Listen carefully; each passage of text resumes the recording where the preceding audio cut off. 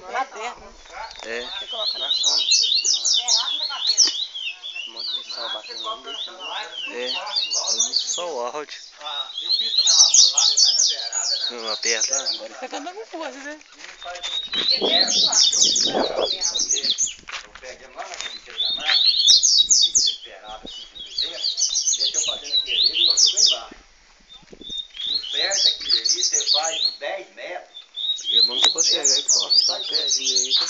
Ele vai encher d'água aquele trecho, de chuva, e para, se der chuva de novo, para, não vai pegar aquela água ali em cima e vai descer embora. E o nosso é eu peguei um valetão lá no ar, descendo e vazou, cara, corta embaixo. Eu fiz, eu mandei o cara fazer uns buracos pra lá fora. 5 metros mais ou menos, ele furou um buraco.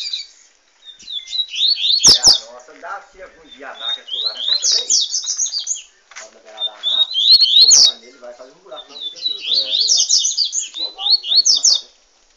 Oba, você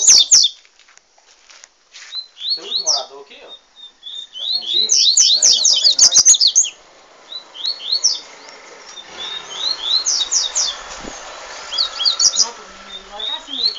Ah, é, mora legal, né?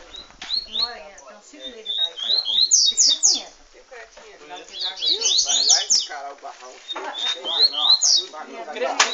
Deu mata velha. Vai derrubar a moto. Vai, pô. Deu mata velha. Agora não acho.